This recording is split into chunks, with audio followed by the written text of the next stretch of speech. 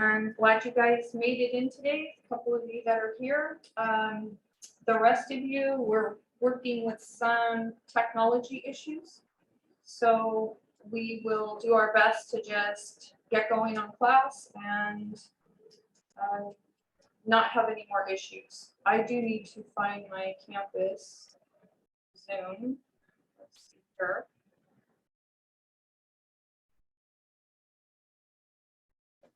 Okay, so as always, oh, and I have to share my screen. Sorry, you got a whole new setup here. Give me 1 second. Back into Zoom. Share my screen.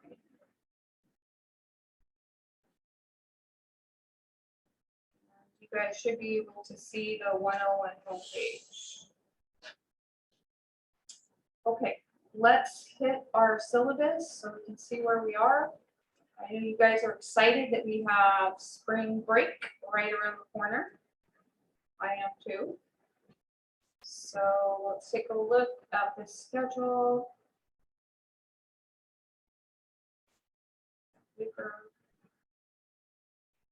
Usually I can move you on to another piece of another screen, but not here right now.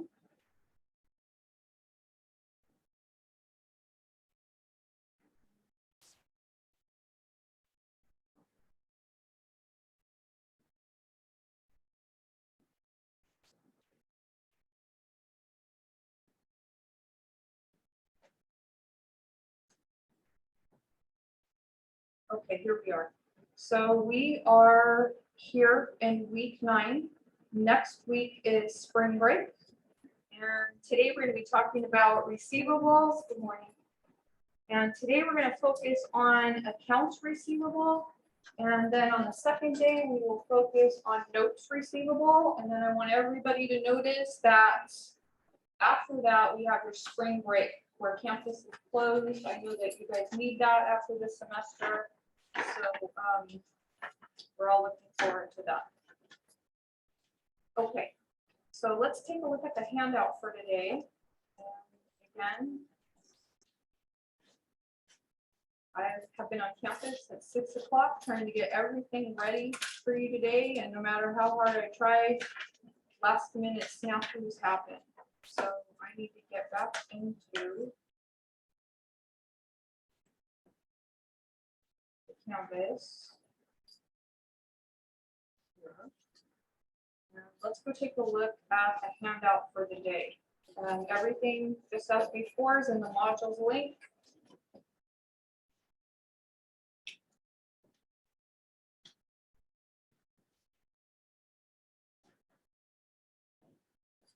Here's our agenda. Just take a look at this. By the way, you guys had a really good test. So overall, the class did extremely well. That was good news. All right, today we're going to talk about what are receivables. Okay, most of you know what a receivable is. Somebody owes you money, usually because you performed a good or service for them on account. Kinds of receivables.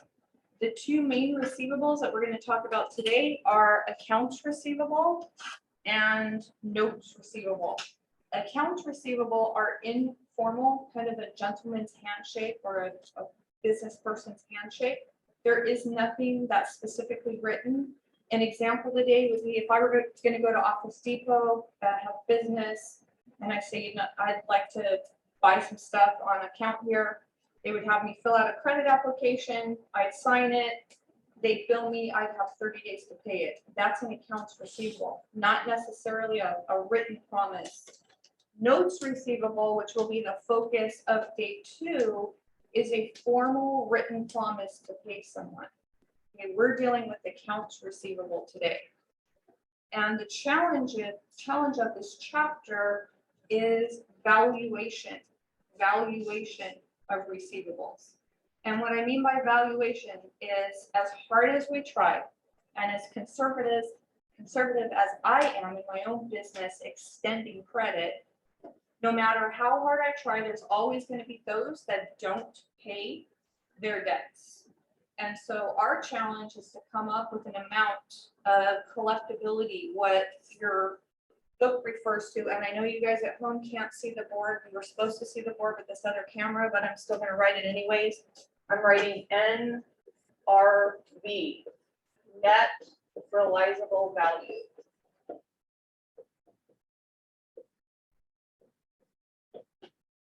Accounts receivable, all receivables need to be stated on the financial statements at their net realizable value. That means the amount that you can realistically expect to collect. And so most of our homework today and the exercises that we're going to be working on in class are based on coming up with this allowance. You guys were introduced to this account in Accounting 100, this allowance account. And whenever we learn a new account, you guys should remember 3 things about it. And the 3 things that you want to remember are the type. This is a Contra asset. You want to remember the normal balance. The balance would be a credit. And then you always want to know which financial statement that would go on. Because it's an asset, even though it's a Contra asset, it's going to go on the balance sheet. So we're going to be talking mostly about that allowance account today. And the challenge in accounts receivable is a valuation challenge. So we will be talking about how do you estimate uncollectability, right? GAAP says you have to estimate uncollectability. And they tell you that you have to use this allowance method. And then they give you 3 different methods for coming up with that allowance account. And you'll see them if you're in the classroom, you'll see them on the screen. If you're at home watching via Zoom, you're going to see them listed on the agenda. This is going to be our study for today. The easiest, but I would argue probably the least accurate, is the percentage of sales method. All you do on that one is you have to come up with the percent. For our purposes, the author is going to give it to you. But in reality, the hard part is actually coming up with the percentage. So the author is going to give this amount to you. You just take your current year sales, you multiply by the percentage they give you, and boom, you're done.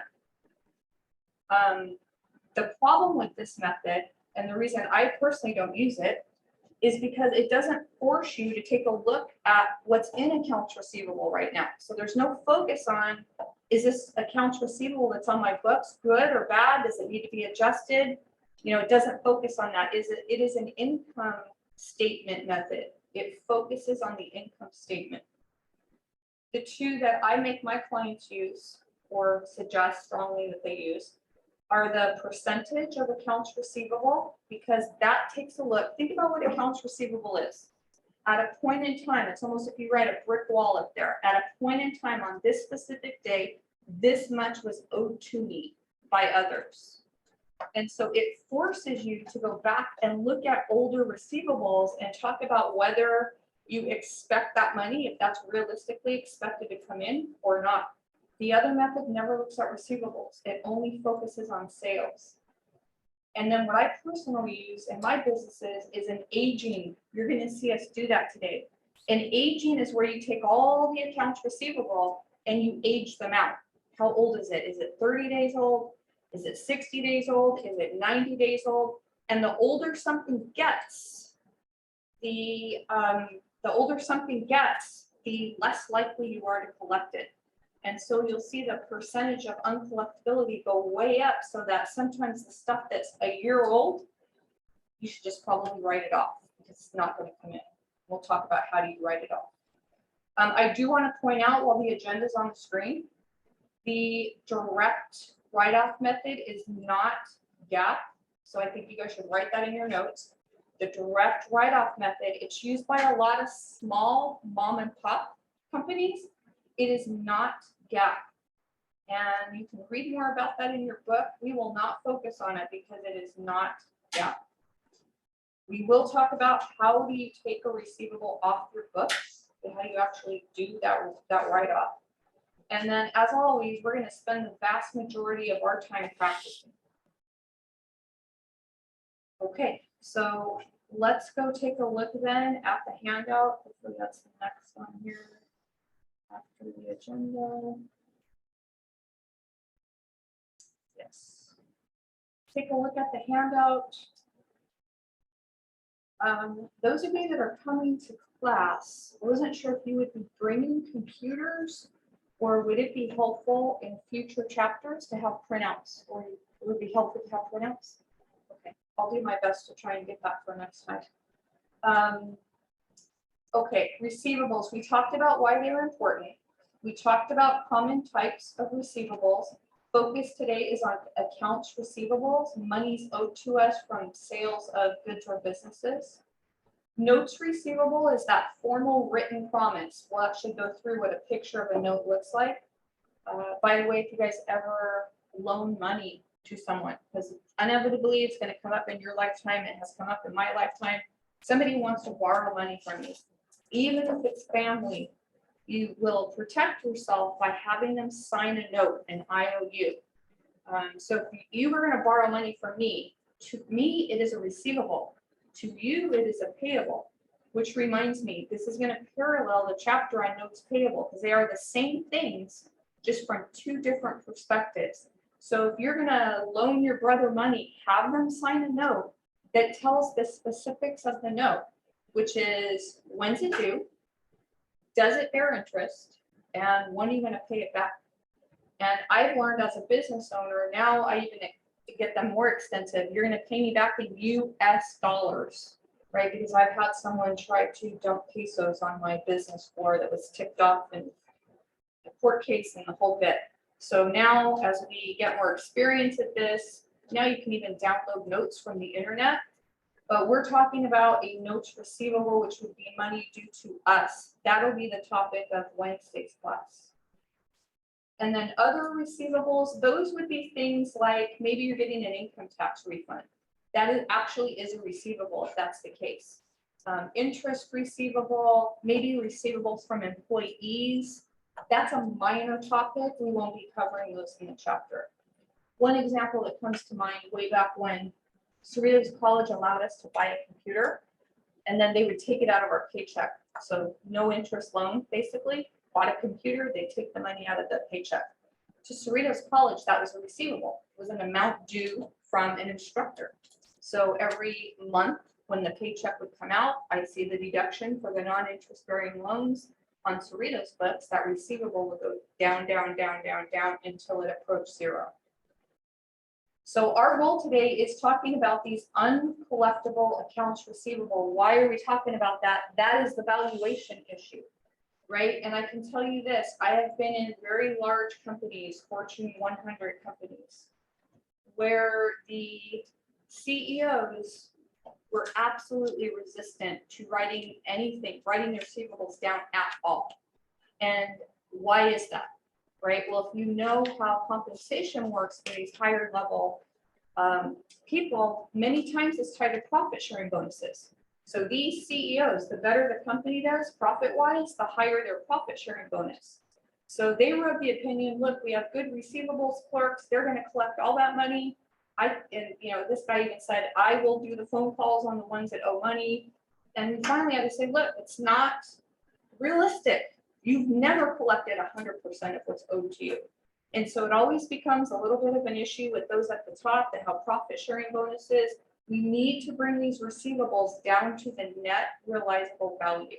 And that's going to be our goal. So GAAP requires it. It's not, you can do it if you feel like it. They require it.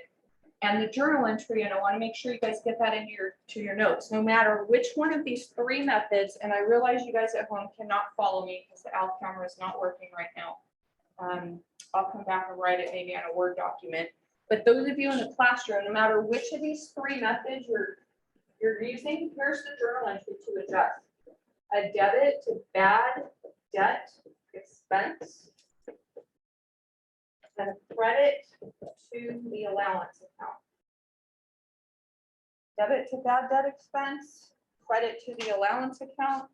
And for those of you at home, let me get a Word document up here real quick if I can. What we just wrote on the board, because I know you couldn't see that because our technology blew up right before class started. A debit to bad debt expense and a credit to the allowance account. And when I say the allowance account, here's the official name. allowance for doubtful accounts. Oh, right. That's the journal entry. Our goal in this chapter would be to come up with the amount that we would use on that journal entry. Questions from anybody, either those of you on Zoom or those of you in this live classroom? Anybody have any questions so far on that? Okay. Then when we go back to this handout, the allowance method, that should be in your notes, that's what we call it, is mandated by GAAP. Do you remember the one that you cannot use? What it was called? Any of you guys remember the one we can't use? It's called the direct write-off method. Yeah. That's the one that a lot of these little mom and pops will use because they don't know any better. GAAP says that you cannot use that because you're not matching the revenues with the expenses in the same period. So what we'll be doing is coming up with this number, with this allowance number, and then this is what the balance sheet's going to look like. And this is important because I don't know if you've noticed yet, but every time I give you a test, I ask you a question about how will that item be presented on the financial statements. So in this case, in accounts receivable account is 100,000. And after we do some work, we'll come up with this number. That allowance number pulls accounts receivable down to a 99,000 NRV, or net realizable value. So our goal today is, how are we going to come up with that $1,000? And we're going to use one of those three methods. And what that journal entry does, that we wrote on our screen earlier, it puts the expense on the income statement. That's what the CEOs don't like because it makes their profit sharing go down. And it puts the allowance account on the balance sheet because the allowance account will bring that accounts receivable down. And so that's what today's lecture is all about. And here's the three methods that we'll be using today. Percentage of sales, and those of you that are in the classroom, they're written on the board. Percentage of sales is easy, and because it's easy, a lot of companies tend to use it. The negative part of that, it does not look at the balance sheet. It doesn't have anything to do with how old the receivables are. So it's easiest, but as you guys know, as college students, easiest is not always best. And then the last two, take a look at the balance sheet perspective. We're going to take a look at the percentage of receivables method that you guys should have read about and watched the video on. And then again, the one that I personally use in my own business, I age my receivables out. That means the older they are, the higher the probability are that they are not going to be collected. I apply percentages and then I come up with that allowance that way. And I think that's probably all we need to cover. You'll see an example in the handout, which you guys can look at that later. So I think we will jump in and try an exercise unless I hear any questions. If you do have a question, go ahead and ask. Let's check to see if it's text. Oops. I sent it to his wife. No wonder he hasn't come in. That text message to us well.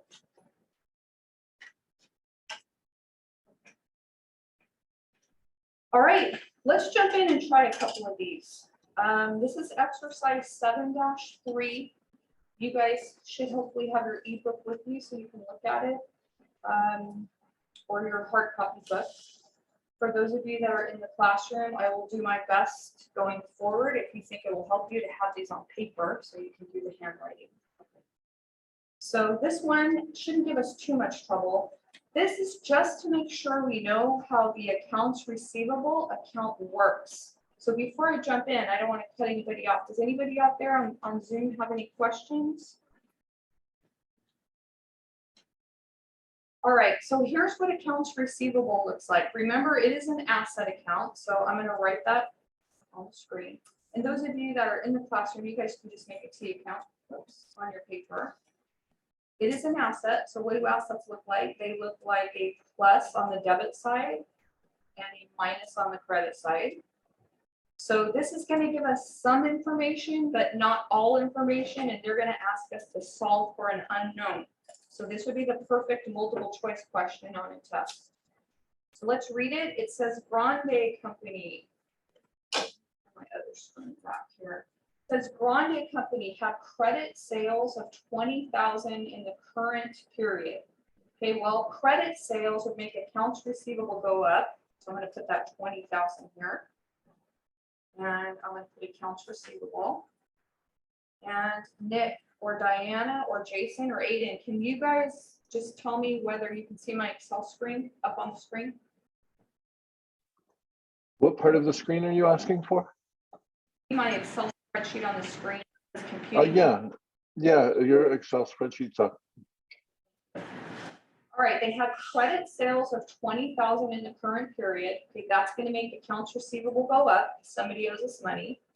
And then they said they had a beginning balance of 4,000. Okay, well, let me move this up so I can put that beginning balance in. Since this is an asset account, the beginning balance would be on the debit side. And it says they had an ending balance of 5,000. Okay, let me put a line under that T account there. This orders box. And what they want to know is compute the cash collections. Okay, let me get my ending balance in there, 5,000.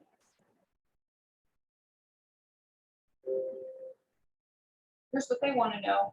How much was the cash collections from the credit sales? Okay, well, we know how to put T accounts. So the first thing I would probably do is do a little subtotal here. And I'll make that in red so you can see it. And when I say subtotal, I just mean add these two up. So there's 24,000 sitting in that account when I do that little subtotal. And there's 5,000 sitting there at the end of the period. So what must have happened then is they must have collected the difference. And when you do that on your calculators, you should get 19,000. So the question, compute the cash collections. We created a T account. They gave us 3 out of the 4 pieces of information. Anytime they give us 3 out of the 4 pieces, we can always solve for the unknown. So that was kind of a little warm-up exercise just to make sure that you remember how the accounts receivable account works. While we're on here, there is a second sister T account, that allowance account. So I'm going to put that allowance account up here. I would encourage you guys to write this down on a piece of paper. You can't talk about accounts receivable without talking about this allowance account. Okay, this is a brand new account. You did learn about it way in the last chapter last year in Accounting 100. The allowance account is a contra asset. That means it has a normal credit balance. So I'm going to write in here that is a normal contra asset. We'll just call it contra asset. And that means it has a normal credit balance. So whatever is sitting in here at the end of the period would bring that $5,000 down to its net realizable value. Because again, I always ask you a test question on how would that be presented. So I'm totally pulling this number out of the air. I'm going to say the number is 500. And I just made that up. I pulled that number out of the air. So one of the questions you're going to be asked on this test is how would those receivables be shown on the balance sheet? Okay, well, it would be in the asset section. And then it would be up near the top, you'd see current assets. And of course, cash always comes first. So it'd be the second or third asset probably down the way. And this is what it would look like. You would see accounts receivable of 5,000. And then directly below it, you would see less the allowance for doubtful accounts. You're just going to hear me refer to it as the allowance of 500. And then most of the time on a balance sheet, you'll see it right out to the next side. Right out to or adjacent to it would be a better term. 4,500. That's what we call there the net realizable value. That's what we're after today. Can you compute the allowance and can you compute that NRV, net realizable value? That's where we're headed. So that was a good little warm-up exercise. Questions on that from anybody, either in the class or out there? All right, let's try our first percentage of sales method. So I'm going to make this a tad bit smaller so I can not have to move your faces. It says Warner Company's year-end unadjusted trial balance shows accounts receivable of $99,000, the allowance of $600, and you would assume that's a credit unless they tell you differently, because there is a possibility that it could have a debit balance. If you write off more than you thought you would, that could happen. We'll see that. And sales of $140,000. And here's the important part. Uncollectibles are estimated to be 1% of sales. So as you're doing your homework, as you're looking at your test, the very first thing I'd ask myself is, what method are we using? So I'd be circling that. They are using the percentage of sales method. How do I know that? Because they just told me that uncollectibles are estimated to be 1% of sales. So I'm going to write that down. 1% of sales. Okay, so when we're looking at sales, we don't care what's in accounts receivable. It doesn't make any difference, and this is why I don't like this method. It doesn't make any difference if your accounts receivable is full of craps, use my language, but full of stuff that's old and you're never going to see. It doesn't look at accounts receivable. All it does is it takes the sales of 140,000. That's what they gave us there. And it multiplies it by that rate. They give us the rate of 1%. And so when I do the math, I got 1,400. Okay, now that would be my journal entry. So they want the year-end adjusting entry. There it is. It doesn't look at that allowance that's in there of 600. It totally ignores anything that's in the allowance account. So that would be the amount of the journal entry. So the journal entry would be the uncollectible accounts expense, or I think I use bad debt. They're equivalent. Bad debt expense, 1,400. And credit the allowance account of 1,400. Description. You guys should get in the habit of writing descriptions on journal entries. I know Connect does not ask you for it, but this is a historical diary for a company. You got to write any description. So this is to record the 1% estimated uncollectible amount based on sales. So here's a way another multiple choice question can be asked of you. What if the multiple choice question asked you this? I'm just preparing you for the next test, even though I know you guys just took one. What if it asked you to present accounts receivable on the balance sheet? I know this question didn't formally ask you that. What would we be taking a look at? Okay, well, here's what all balance sheets look like. We'd see accounts receivable right here. We'd see the allowance account. And we would fill in that amount. For those of you that are at home, I'm trying to get this OWL camera working for you. So give me 1 second and please excuse the interruption. So I got out of my office hours and then we're back to tech. That's when the class is. And remember that thing that happened before, which is spinning. That happened again. So right now I'm just using my regular screen.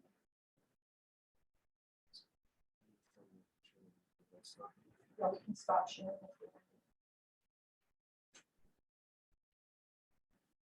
So I went to the video. Yep.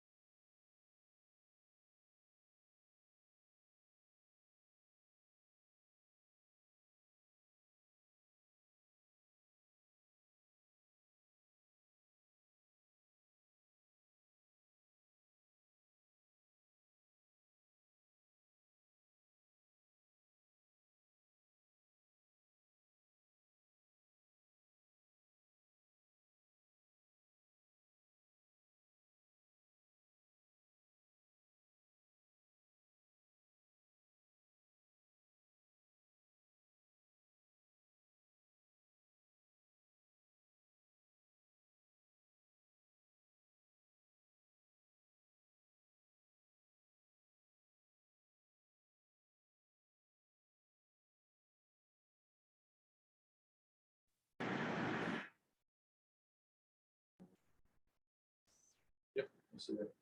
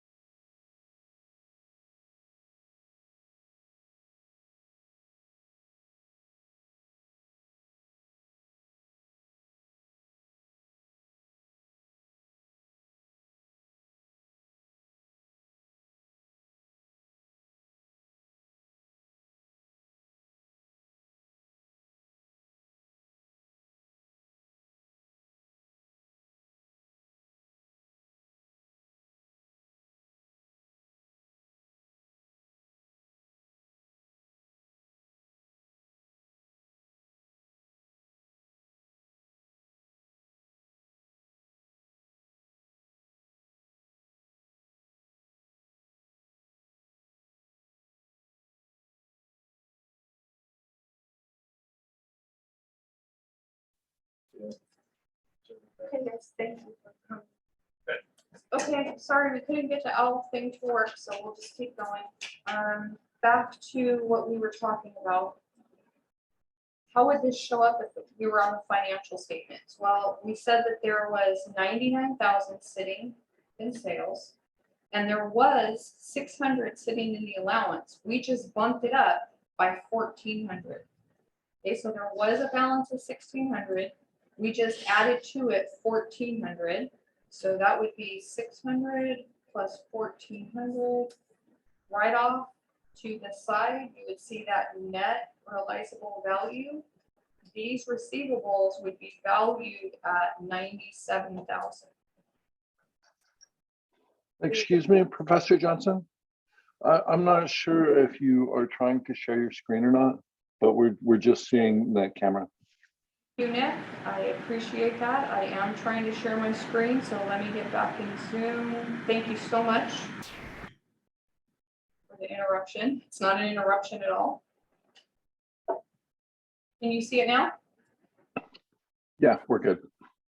Thank you. Accounts receivable would be at 99,000, that was given. The allowance would be at 2,000. How did we get that? There was a balance of 600, and we just added 400 to it. So if somebody were to ask you, how much do you realistically expect to collect on your receivables? The answer would be 97,000. Okay, that's the percentage of sales. So I'm going to put in here easy, not necessarily the best.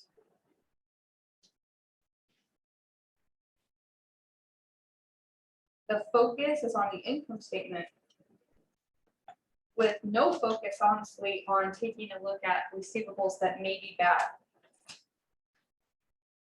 Because it's easy, a lot of companies choose to use it, and that is one of the most popular methods. I meant to look back in the book and see if they gave you any kind of a breakdown percentage-wise of who uses what, but with all the technical issues going on this morning, I did not get a chance.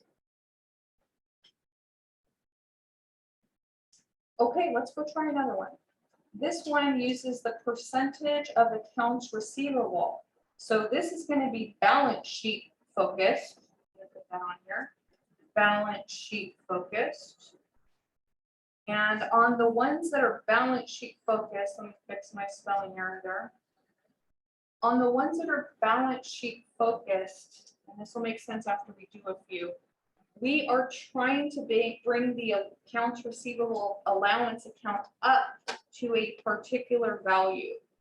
So if I put an accounts receivable T account here, what this method gives us is how much the allowance account should be. Not how much we should be adding to it like that other method just did, but we're looking for, and I'm going to put it in yellow, we're looking for this number. How much should the allowance account be? So you'll see what I mean when we try this one. All right, so this company uses the percentage of receivables method. So the first thing I would ask you guys to do on test questions or homework questions, ask yourself which method. This is the percentage of accounts receivable. Okay, and what it says is the company has outstanding receivables of $55,000, and it estimates that 2% will be uncollectible. All right, so what they just said is AR is out here at 55,000, and they've gone through their accounts receivable, and they believe that 2% will be uncollectible. So what you're going to do is multiply that 55,000 by 2% and come up with that amount. Let's try that again. 55,000 times 2%. 1,100. That's not the amount of the journal entry. Okay, write that down in your notes. That is not the amount of the journal entry. That is how much should be in the allowance account. So we're going to keep reading. It says, prepare the year-end adjusting entries. Most of these questions are going to ask you for the adjustment amount. Prepare the year-end adjusting entry, assuming that the allowance has a credit balance, which is normal, of 415. So here's the beginning balance in letter A. What is it going to take to bring this account from 415 up to that ending balance that we just computed? So I'm going to put this in green. In this case, it would be a simple subtraction. I'm going to take 1,100 minus 415.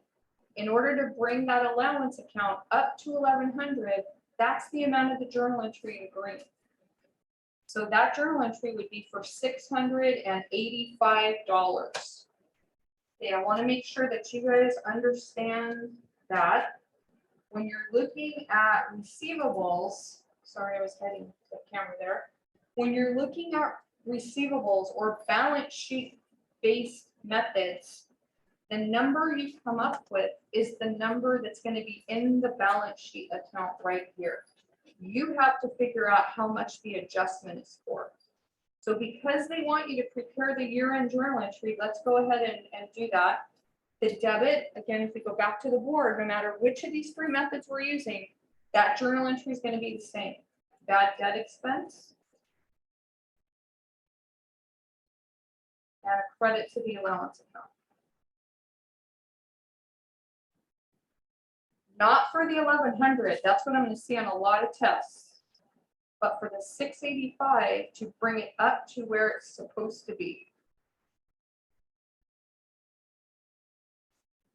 Okay, so that one would be to bring the allowance account up to 1,100 based on 2% of sales. Sorry, 2% of accounts receivable. To bring the allowance account up to 1,100 based on 2% of accounts receivable. Any questions on that one? I hope you guys see the difference. When we did the percentage of sales, whatever number we multiplied out, that was the amount of the adjustment. But when we use a balance sheet method, we are bringing the balance up to whatever we calculate. So we had to take a look at that starting balance, 415 in this case, and we needed to figure out what is it going to take to bring it up to $1,100. And in this case, the answer was 685. If I were to give you this test question, the most missed question would be the second scenario, or letter B. So let's go take a look at letter B. Letter B says, what if you had a 291 debit balance? Okay, well, you might be asking yourself, how in the world could we have a debit balance when the normal balance should be a credit? If you wrote off too many accounts, more than what you thought would go bad, you could have a debit balance sitting in accounts receivable. So I'm going to make another allowance account down here, and I got to remember 291. Okay, so let me go down. Let me make another allowance account so we can visualize what's going on, because this will be the part where people mess up if they're not careful. So here's my allowance account. And in this case, I have a debit balance. I'm going to write for your notes why that would happen. That occurs when write-offs are more than what was estimated. Okay, so let me get my balance in there. I already forgot what it was. Just talking to you guys. 291. It's a debit balance. And remember what we need to bring it up to. We calculated that we need to bring that up to 1,100. So this is what the ending balance should be. Before, when it was a credit balance, we subtracted. Okay, now because it's on the debit side, we actually have to add back to get our T account to foot. And this is the most missed part of the first half of this chapter right here.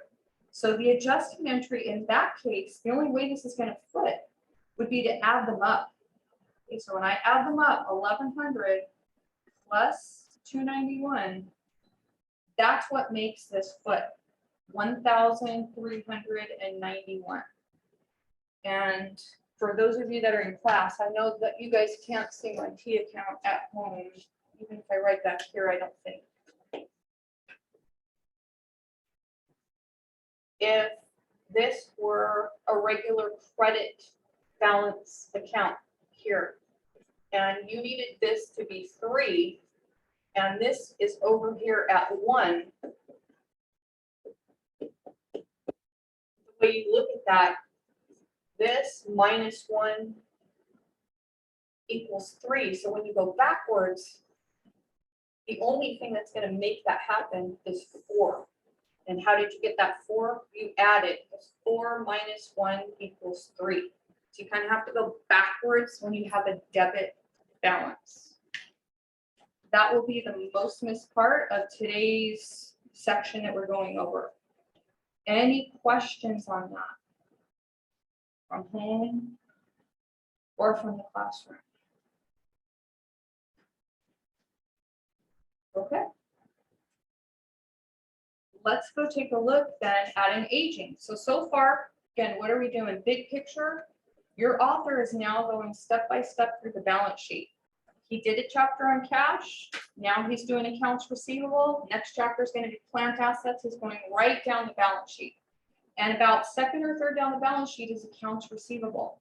Big picture on accounts receivable, we have valuation issues. We are not going to collect 100% of what's owed to us. So the valuation issue, we have to come up with this allowance number in this brand new Contra asset account called the allowance, which is the amount that we think we will not collect. We do that using one of these 3 gap-based methods. Percentage of sales, we saw in an earlier one, just takes a straight percentage of sales, doesn't attempt to adjust the allowance account up or down. Whatever you get is the number. It only looks at 1 year's worth of sales. Second method we just took a look at was a percentage of receivables method. It takes a look at everything that's sitting in accounts receivable. Doesn't matter if it's 1 year old, 3 years old, 10 years old, it's going to look at receivables and takes a percentage of that. Our goal on that one was to bring the adjustment account, the allowance account, up to the proper number. We just did that. This third method is what I use. It is an aging, and it forces you to take a look at how old your receivables are. That's why I like it. It gives you a percentage. The challenge in practice is coming up with these percentages. The author's going to give them to you. And we're going to estimate how much should be in that allowance account. And then we will adjust it upward based on the number that we compute. All right, so let me scroll to the top here. It says, Daily Company prepared the following aging. So what I did on this file is I just carried these numbers and these percentages over to the bottom. So all of you that have opened up the file have these numbers. I applied the percentages, and what we're gonna do is extend these out, and that's not gonna be our answer as to the journal entry. That's gonna tell us how much our adjustment, our allowance account should be. And then we'll adjust it upward based on the information they give us. Okay, so somebody has aged out their receivables. You can do this very easily in Excel or other spreadsheet software programs. Letter A says, estimate the balance that the allowance account should be using the aging. So if I were taking a test, I'd be doing a highlighter around that aging number. This is using that third method on the board. So from an aging, we look at all the receivables, we age them out as to how old they are, and then we're going to do a simple multiplication out. So on your calculators, you would take 396,000 and you'd multiply it by 1%. And that is very hard to see. So let me change that font color to black. That's better. And if you're doing this in Excel and you do that first one, you can just drag it down. Those of you that are writing, I'll wait for you guys to copy that down if you're in class. You'd highlight the whole amount. That's not our journal entry, so be careful. That's how much should be in our allowance account. So we need to take a look at what is there. Letter B says, prepare the adjusting entry to record the bad debt expense. From part A, assume the unadjusted balance is 3,600. So that's what I wrote down as the adjusted balance. Okay, could you guys figure out how to do that? Because if this number 11,820 is in a multiple choice question, what happens is people see that, they calculate the number, and then they go choose that on the multiple choice question and they miss it because they asked us for the adjusting entry in letter B. So I'm going to put a total line in there, and what we need to do is bring it up to 11,820. Okay, how do we do that? I'm going to put a green box in. Because we have a credit balance and we're trying to bring it up to another credit balance, we're going to subtract to get that green box. So 11,820 minus 3,600 on your calculator, 8,220 is the amount of that adjusting journal entry. AJE.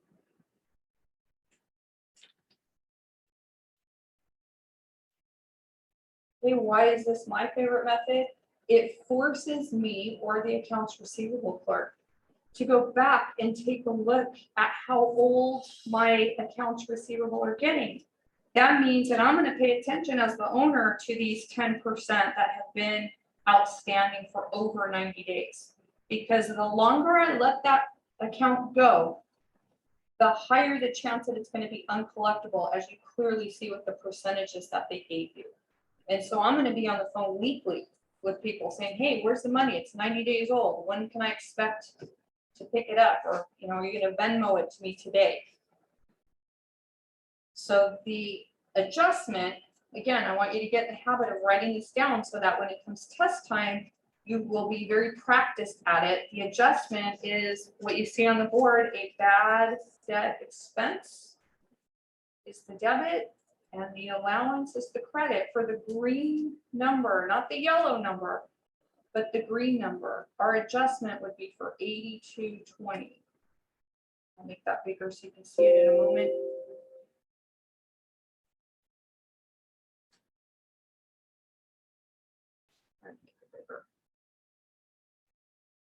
There we go. Brief description to adjust AR down to its net realizable value based on the aging method. The aging method takes a look at 100% of the receivables. That's why I like it. Letter C says, okay, same set of facts, but what if we have $100 debit balance? Okay, again, that's where students trip up. What that means, again, is that we've had more write-offs than we thought we would have. So the 11,820 is still gonna be down here. But the green box, because it's on the other side, we have to go backwards, and going backwards from subtraction is adding. So we would actually add these two numbers up. 11,820 plus 100. 11,920 would be my answer. And so it wants the journal entry for that. I'm just going to move over here, use the exact same journal entry as far as the debit and credit, and just change the amount to 11,920.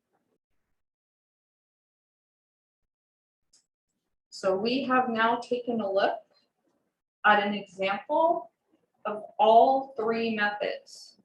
One is income statement based. It's more focused on what's happening on the income statement. These last two are more balance sheet based.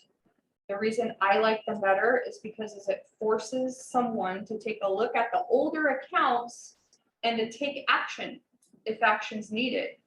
And it would be for an owner, let me try and explain what accounts receivable feels like to a business owner. If you worked really hard in your jobs and you didn't get a paycheck, that's what it feels like to a business owner. You've gone to the hard work, you've created the sale, you've sold the goods, you've worked hard to get the goods to the customer with no problem, and now you're not getting paid for it. The feeling's like you work for your regular job, you put in all the hours, and when payday comes around, they say, sorry.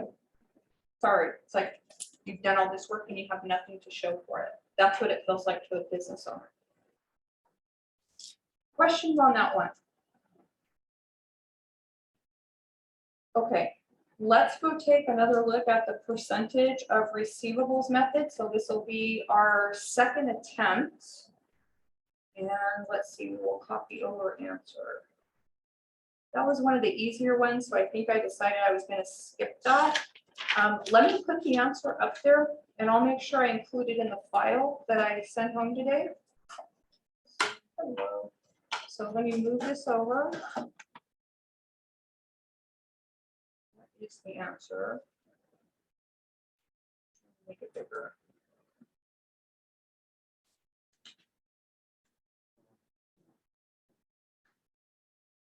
Yeah. Oh, that's not good. Are you in the other class, possibly the online class? No. Okay, go ahead and we'll fix it after class. Just write your name at the bottom. That would be good. Let's see what's up with that. What exercise was that we just did? Was it 714? Those of you that are sitting in class? Yeah. The one I wanted to show you, sorry for the interruption there. 715 is the one I want to show you. So I'm going to pass doing 715 in class. And I am so used to having different screens up that I'm having a little trouble.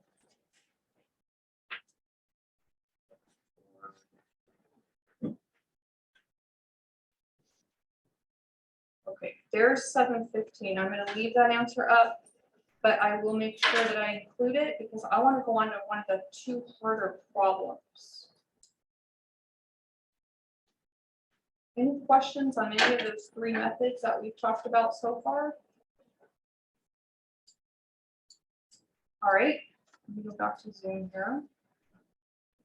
This Word document.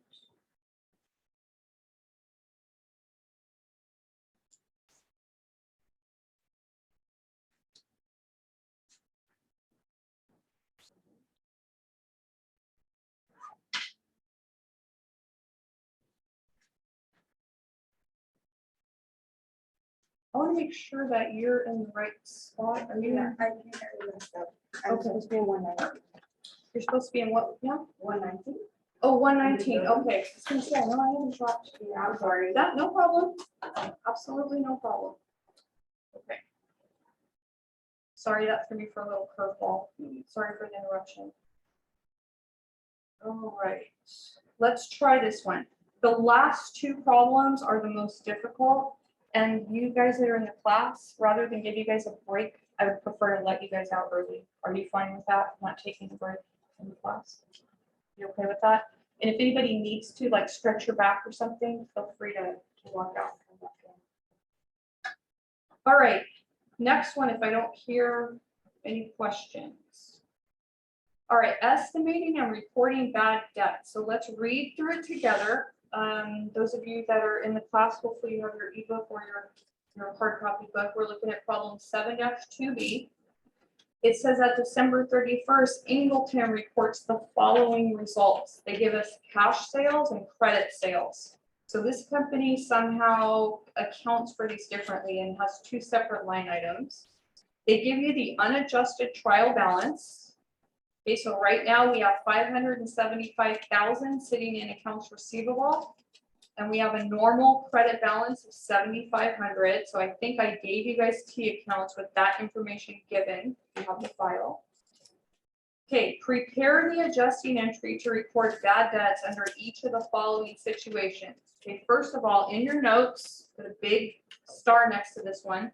This is an example of a 10-point test question because they gave you the data and they gave you 3 different scenarios. They're going to make us think a little bit deeper than they did on the exercises. So this is what I would expect you guys to be able to do on the test question. All right, A says bad debts are estimated at 2.5% just of credit sales.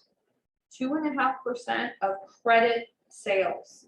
So we're going to come up here and we're going to see credit sales are 1,342,000. And because they gave us the percent of 2.5%, make sure I wrote that down right. They gave us the rate of 2.5%. These are credit sales. We'll do the math. And because it's the percentage of sales method, this is the only method, and I would write this down in your notes. This is the only method that gives the journal entry at that rate. In other words, that green box, there's the journal entry. It totally ignores any existing balance that's sitting in that account. So I would write that down in my notes. The percentage of sales totally ignores anything sitting in the allowance account. So the answer to that first question, the journal entry is a debit to bad debt expense. Bad debt expense. And a credit to the allowance for that green box. We don't care what's in the allowance account. It doesn't have relevance when we use the percentage of sales. I'm not quite sure how you would account for cash sales and credit sales separately. I think that would be a little bit difficult to do, but they managed to do it. Of course, cash sales have no collection issue. When I sell something for cash, there isn't a collection issue because I have the cash in my hands. But when you sell something on account, if they can split it out separately like they managed to do here, that is, that's even, oops, more accurate.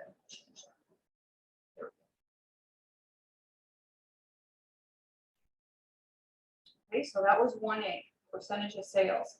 B says we're still using the percentage of sales, but this time we're using all the sales, 1.5% of all the sales.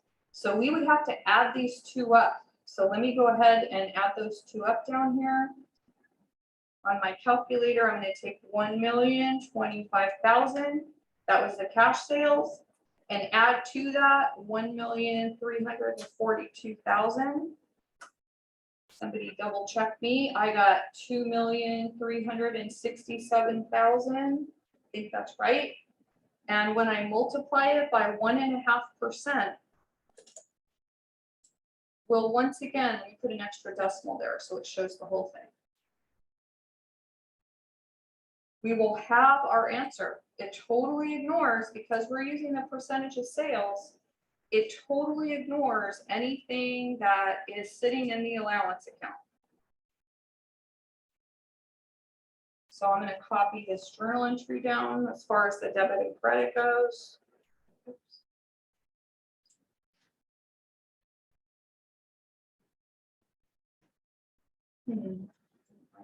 Doesn't want a copy, I'll try it one more time. Otherwise I'll have to type it out, there we go. For the 35,505. And I'll make that green so it shows up. Okay, so 1A and 1B are both the percentage of sales. Totally ignores anything in the allowance account, solely focused on sales for the given period.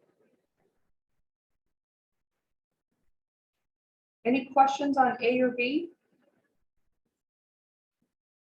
Okay, then C, now we're changing focus. It says an aging.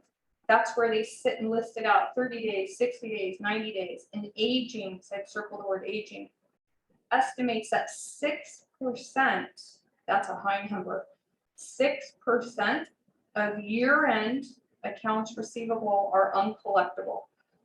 Okay, so what 50% of you are going to do on the test is you'll get the accounts receivable here and you'll multiply it at 6%, and that will be your answer, and you will have missed it because there's one more step when we're looking at balance sheet items. When we do that by 6%, we're going to come up with the amount that should be in the allowance account. And then we'll have to bring it up or down. So 575,000 is sitting in accounts receivable at 6% is going to be what should be sitting in there.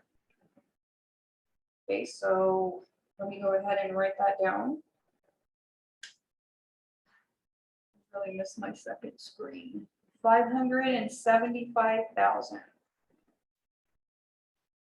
times 6%. I'll write that down first for you guys for your notes. And then I'll actually, well, it did it anyways. Let me go back in and put there, put an apostrophe for your notes. That is not the answer to how much the journal entry is going to be. That's the answer to how much should be in the allowance account. So 34,500 is how much should be sitting in the allowance account. So they're going to give us some information on what is sitting there. Someplace up here, they told us that sitting in the allowance was $7,500. I think I gave you that T account here. And what should be sitting in that account is 34,500. That is what the balance should be. I'm going to write that down. So what we want to figure out, they asked us for the journal entry. What we want to figure out is how much is it going to take to bring that balance from 7,500 up to 34,500. And when I do that on my calculator, you guys can double check me. I got 27,000 as the amount of the adjustment. Okay, so the journal entry is still going to be the same debit and credit every single time. Just the amount's going to change. So in this case, it's going to be that green number of 27,000. Again, get into the habit, even though I may have not done it on the last one, get into the habit of writing the description down. Because what happens, it's happening to me right now. I get students in upper level classes, later classes, and they're working on assignments and they're not writing down the description on the journal entry. Remember, we're keeping a historical economic diary of what happened to our company. So we got to write down a description. So this is to adjust AR to its net realizable value based on an aging. It said aging, but really what it gave us is a percentage of receivable.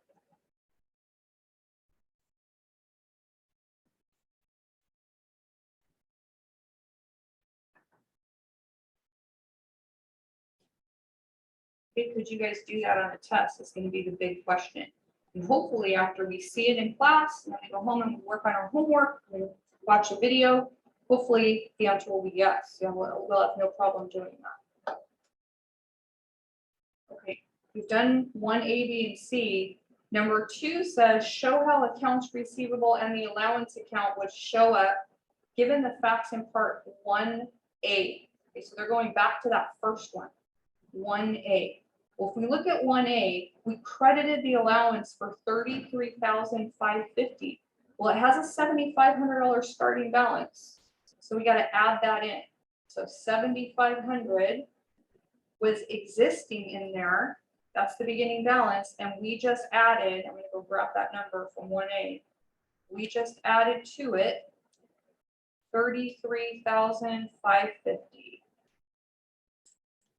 And so when we take a look at that, on our balance sheet, we would first see accounts receivable. Directly below it, we would see the allowance, and off to the side, we would see the NRV, or net realizable value, which represents the things, the amount that we think should be reasonably collected. I'm trying to make sure that I did that math right. I believe that's the correct answer.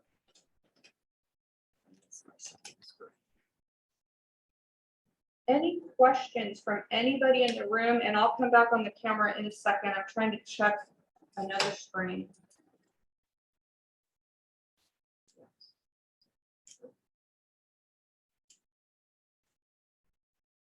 Yeah.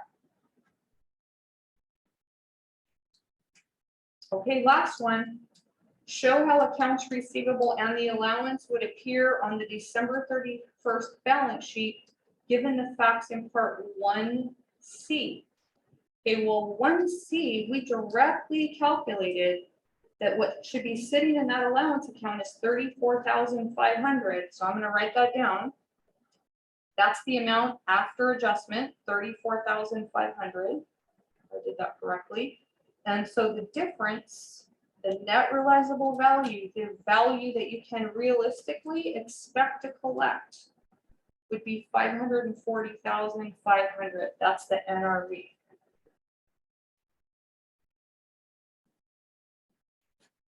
Questions on that?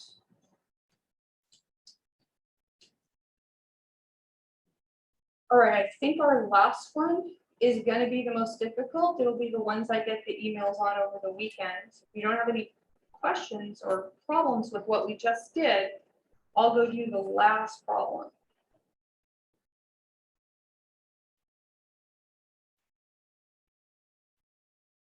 Okay. So I really wish my L camera was working because I could do everything on the board for this one, but we'll just have to do the best we can. It says Sherman Company began operations in year 1. Okay, stop. Why is that important? Zero balance in the allowance account and zero balance in the accounts receivable. There's no starting balances when you first start a company. It says during its 2 years, the company completed several transactions involving sales on account, accounts receivable, and bad debts. So they gave us 2 years worth of transactions. It looks like about eight transactions in total. And what do they want us to do? They want journal entries to record the transactions. They mentioned that the company uses a perpetual system. That's all we're responsible for in here. And that it applies the allowance method, which is GAAP. All 3 of these fall under the allowance method. So we will do journal entries, and then off to the side, you guys that are in the class, make a couple T accounts, make one for accounts receivable and make one for the allowance, because the harder part is going to be keeping track of the balances. Why do we need to keep track of those balances? The adjusting entry may have us consider the balances in those accounts. All right, so first one says sold $685,350 of merchandise on account, that it cost $500,000. Terms are net 30. So we're going to go do the journal entries. There would be 2 journal entries when you sell something on account. Remember, you got to record the revenue and the expense under a perpetual system.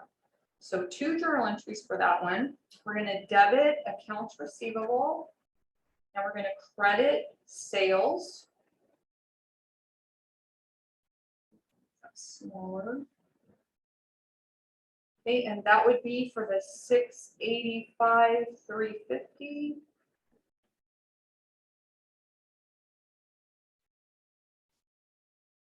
Let me make those numbers look a little bit nicer by putting commas in them. Excel, don't think we need cents.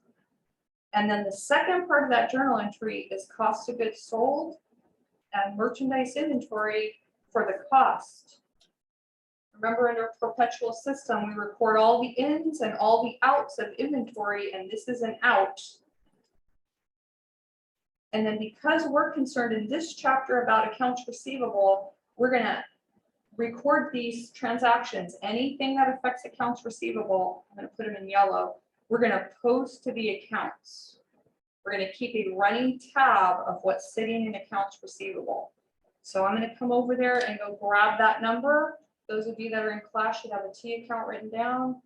This was a sale on account. I'm gonna go grab the amount. It was transaction A. Now, just so we remember what that is, I'm gonna put sale on account. So right now, if somebody were to ask us what's in accounts receivable, we'll be able to tell them. That's letter A. Any questions on that transaction from anybody? All right, letter B, received cash in payment of an accounts receivable. Okay, well, if we receive cash in payment of an accounts receivable, what's going to happen journal entry wise, cash goes up and accounts receivable goes down. So we received $482,300.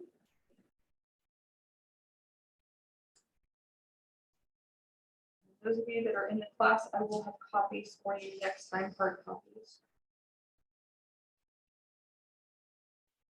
Okay, anything that affects accounts receivable, I'm going to highlight in yellow because I need to go update my little T account.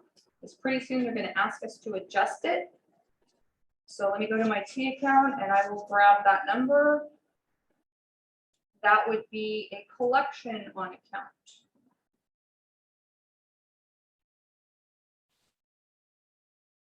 Here, that was a letter B, that was a collection. The other reason it's good to write these out, it will help you when you're studying for a test, recall how accounts receivable gets changed. It goes up with sales on account, it goes down with payments on account or collections on account. Any questions with letter A or B? All right, here's a new part for us. If you read the book or you watched the video, you'll get it. And if you didn't, you might struggle a little bit. Looks like my screen froze momentarily. Okay, we wrote off $93.50 of uncollectible accounts. Okay, why would you write something off? Well, I'll use my own practical business experiences. I've written off monies when maybe a court case, the judge decided that I wasn't legally owed the money. I know I'm not going to collect it. I write it off. More often than not for me, it's I've tried and I've tried and I've tried to collect, and the person I'm calling gets hostile on the phone. You know, they said some terrible things when you're trying to collect money. And I've just decided, you know what, I'm done with this person. In one case, it was somebody that died, right? So I had to make the decision. Do I want to go after their estate? Do I want to take the estate to court? And in that case, I just thought, you know what, it's not worth my time. And I wrote off the account. So what do you do when you write off an account? Here's what you do. You got to get it out of accounts receivable, but you've already accounted for it in the allowance account. That allowance account, again, I wish I had access to the board for the rest of my class. That allowance account reserves ahead of time for accounts that are going to go bad. So we've done this AJE here based on past sales that have already happened. And so when the actual write-off happens, here's what we do. We debit this for write-offs, debit the allowance for write-offs, and we're going to credit the accounts receivable to get it off our books. You'll notice there's no expense involved because the expense was recorded in the year the adjustment was recorded. So we're going to debit the allowance and we're going to credit the accounts receivable for the amount that was written off, $93.50, I think it was. Well, notice that that's going to affect two T accounts. So you're going to see me highlight both of them yellow. And because this is a brand new business, They haven't made that adjusting entry yet. So this is gonna put a debit balance in our allowance account. So let me go up top to my T accounts and do that. I'm gonna debit the allowance for $93.50. A little bit of trouble controlling this mouse. $93.50, and that was transaction C, which was a write-off. And $93.50 here on accounts receivable, which is also a write-off. Okay, that means you've taken them off the books, you're done. You don't have to spend any more collection efforts. Usually before that happens, there have been great collection efforts to take place. So what we just did on that journal entry, and I want to make sure I document it, because it's the first time we've done one. That was to write off an accounts receivable. In fact, I just should be documenting each one of this. These were to show collections. The first one we did was to record a sale.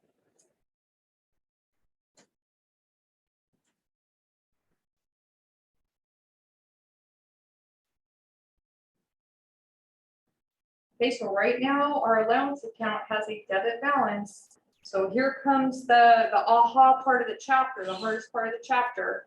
Now it's the end of the year and it's time to make a write-off. It's time to come up with that adjustment. So let's see what it says. In adjusting the accounts, the company estimated that 1% of accounts receivable would be uncollectible. I hesitate to draw with all the other issues I'm having, but go ahead and do that. 1%. So what method are you using? You're using the percentage of receivables method. So what I got to do now is I got to go foot this accounts receivable account because 1% of that is perceived as being uncollectible. So let me put a total line in there. Let's go foot this together. You guys can foot it with me. And you guys should definitely be bringing calculators to class every day. Okay, this minus these two credits. We had two types of credits, a collection and a write-off. Right now I got $193,700. If I did that correctly. Yes. And what they just told us is that we need to make our allowance for 1% of that. So someplace off to the side here, we need to do an adjusting journal entry equal to 1% of total AR. This is kind of a side note because I need to write it down somewhere. So when you do that, let's see, 193,700 times 1%. This is not the amount of the adjustment. This is what needs to be in that allowance account. I get 1937. And again, that's not the amount of the adjustment. This is how much should be in the allowance account. This is just for notes. I'm going to go down to that allowance account and write that in. We're going to forget about cents. We're rounding everything to the near dollar. So this is how much should be in my allowance account. So when I scroll down here, that's how much should be in there. So let me put a total line. And you can see that there is an existing balance because of that write-off. What the author is asking us to do is come up with the green box. Now that we know that 1937 should be in here. And that 1937 was based on 1% of accounts receivable. Okay, well, we did a question like this earlier where there was a debit balance, and the way we got that number was we added them. So that's what I'm going to do. 1937 plus 9350. You guys check me. I got 11,287. Right there, that calculation is where I'm going to get the emails. What's that for? We computed our allowance should be 1937 based on 1% of accounts receivable. So make sure you understand where that 1937 came from. And because of that write-off, and it's a brand new company, that means our adjustment to cover the bad debt for this past current year is 11,287. They want the journal entry. So back to the board, I keep going back, every adjustment we do is going to be those two accounts. The amount of that adjustment is 11,287. So let's go write that last journal entry down. Bad debt expense and the allowance account for 11,287.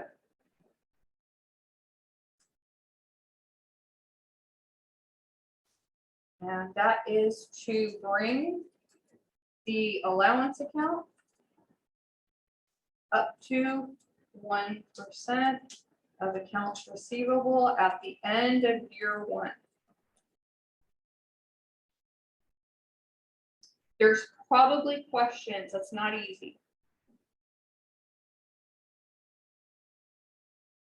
Okay, now remember, those two accounts are asset accounts. They don't get closed out. We don't wipe out asset accounts, so they roll over to the next year.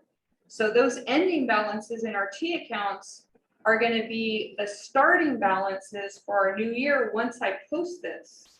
So I got to go post this. I think I did, but we'll go check that 11,287. Pretty sure I did. Yes. So now these are our starting balances for the next year. So I'm going to write that in your notes, just kind of off to the side. The ending balance for year one becomes the starting balance for year two. Kind of like our cash accounts. Whatever I have last night is my starting balance this morning at Bank of America. All right, let's do one last year too, and then you will have made it through our first back to school day. I don't know about you guys, it was, I was telling Anthony, who got here a little early, this kind of a surreal experience walking back on campus to a place that I hadn't really been to in 2 years, maybe to get my mail, but other than that, it was a very surreal experience. And then I had the computer tech meet me here early, super early. We got all the equipment set up. That Al camera worked in my office hour. Anthony was sitting here. We checked it all out and it worked perfect. And as soon as I got out of my office hour and into Tech Connect Zoom to start our class, it went haywire and we never did get it fixed. So I'll try that. Keep trying working on it for next time.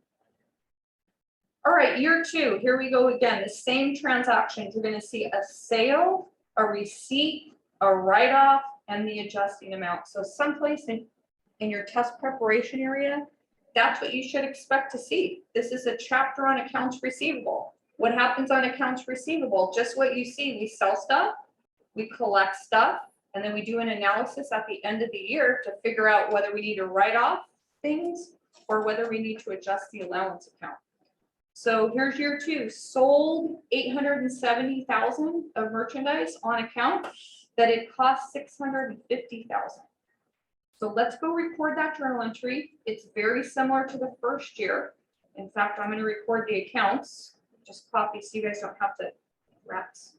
So you don't have to sit here and waste time with me typing. Let's go put those amounts in based on the problem. You guys have them on your screen at home. My other screen here so I can see them. 870,220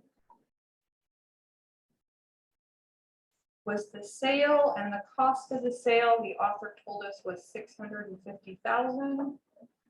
Again, we're recording anything that affects the accounts receivable or the allowance account. We're going to go update our T account. So let me stop for a second. Always, you guys that are watching from Zoom can always interrupt me. You're never interrupting. Okay, let's go post that. 872.20. Okay, so now we're in year two. 872.20. That was a sale on account.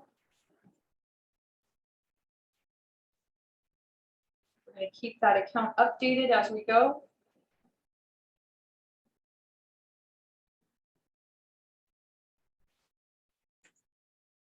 Second transaction received $998,800 cash in payment of accounts receivable. Okay, so again, same journal entry, debit cash and credit accounts receivable.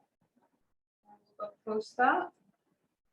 So in this case, the author told us $990,800 came in on account.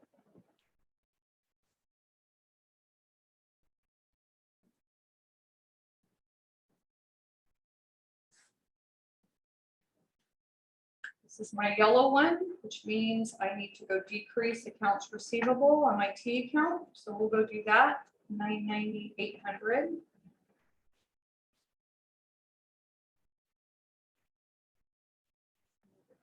So I don't run out of space. That was year 2, collections on account.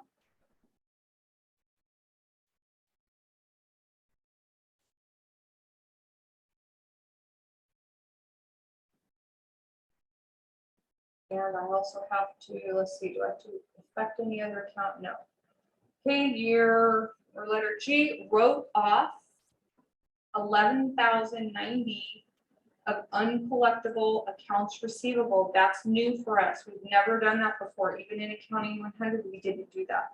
So now it's time to write off some accounts. Our accounts receivable clerk has gotten nowhere. The owner has probably gotten nowhere. So we just decided that we're done. We're never going to get this money. So we need to get out of accounts receivable. So they gave us the amount as $11,090.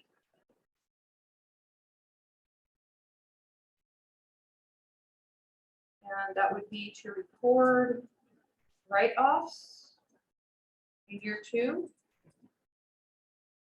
Those are going to affect both of my accounts. So I'm going to make both of these yellow.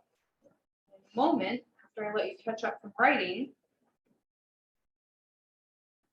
we'll go update those T accounts, and then we'll do the hardest part of this whole chapter, which is going to be that adjustment when we're done.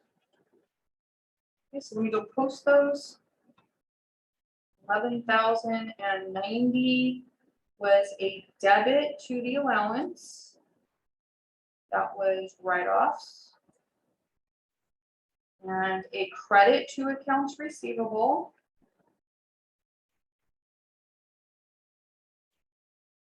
$11,000, I already forgot the amount, $11,090. So before I even go look at that last one, which is going to tell me to make an adjustment, I'm going to foot this T account, and here's where the mistakes come in based on previous semesters. People forgot that there was a starting balance in accounts receivable. That starting balance is the old balance from last year. So when we foot this, don't forget that you got a starting balance sitting in there. So I'm going to go call this a little subtotal, I think. So we put a subtotal in here. I'll make it red as I try to do with subtotals so that you don't confuse them with other totals. Let's go foot this. Don't forget that starting balance. That's the biggest question I got last year. I remember getting like 5 or 6 emails on the same question over the weekend. Is that not turning red?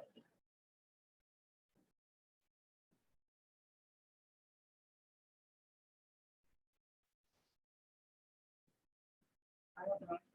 Have to do it without being red.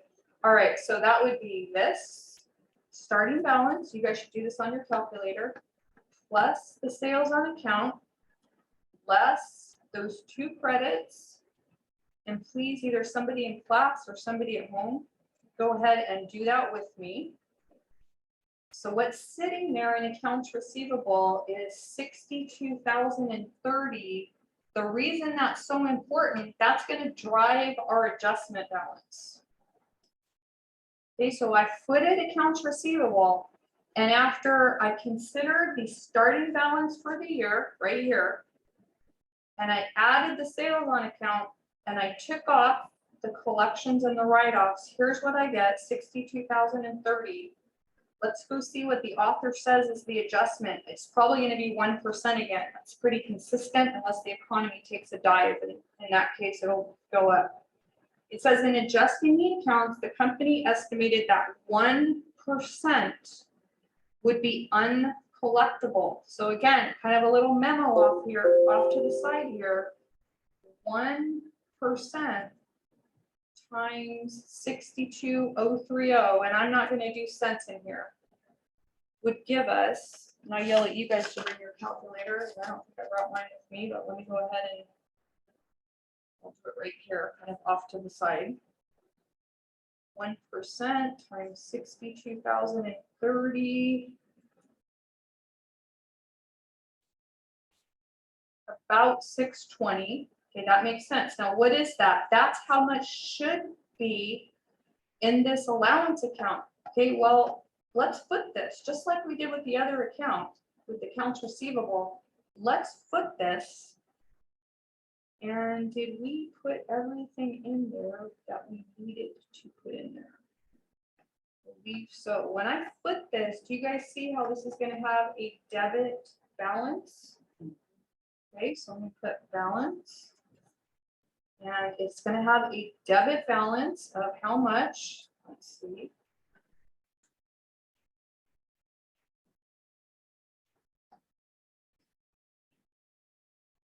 $91.53 is what I got. Anybody else get that? Okay, great. Thanks. And what it should be, you remember what we just got? What it should be is that 620 that we just computed. That's not our answer. That's how much should be there. Our answer is, what do we need to adjust it for to bring accounts receivable? I'm not sure why these colors are not working here.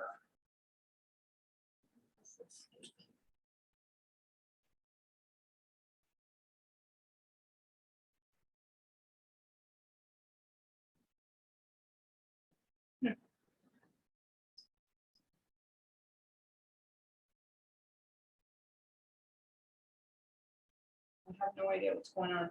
Okay, what's the adjusting journal entry going to be? I was going to put color on there for you, but it's not even allowing me to do that. So let me just put a big box here. No idea what's going on. All right, how much is that journal entry going to be? We'll subtotal this. Okay, we did that. We got 91.53, and this is 620. Because it's a debit balance, we kind of have to work backwards again, and we're going to add that up. 1 second. And when we take the 620 plus the 91.53, we'll get that AJE. That's the hardest part, I think, right there, of 97.73. 97.73. That's the adjusting entry. So let's stop. We footed this T account. This, again, this is where I'm going to get all the emails. We footed this T account. We got 91.53. It's a debit balance. There were write-offs during the year, more than we expected. To get that to a credit balance, we add back. We came up with 97.73, and now our balance in the allowance account is correctly stated at 620. And our journal entry down here will be the same one we did before, bad debt expense and the allowance for that number. I'm going to go grab the number, the 97.73. That is the first day back to school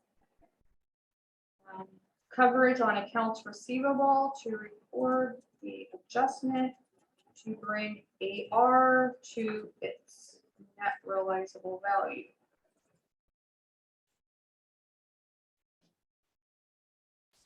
Questions on the math or questions on any of those exercises or problems? Then what I would do for next time is I'd go home, I'd try my homework at least the first half, so that if you do encounter any questions, you can come into my office hour, you can go to the tutor's office hours, or you can drop by the instructor lab tutorials. All are in the introductory lab. And again, my apologies for this L camera not working. The L camera would have shown me, would have shown my overhead, would have shown the board, and if anyone asked a question, it would have scrolled around and showed them as well. We're not sure. I have the tech over here. We're not sure why it petered out at the last second, but all we can do is we'll try again. Anything that you guys need next time besides a hard copy of those of you that are in class, a hard copy of the Excel problems? Anything else you guys need? Okay, let's make sure we bring calculators for next time. Great. And if you do think of anything that would make the in-class person experience more enjoyable, just feed it to me and I'll make sure you guys get it. Okay, if anyone, we have another 45 minutes of class time. If anybody wants to go in the lab next door and work on homework, I can open it up.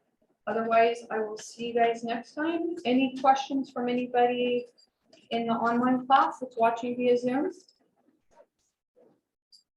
Okay, then thank you, Nick. I always appreciate the feedback. I'll end this session and I'll see you guys on Wednesday, either in class if you want to come or on Zoom.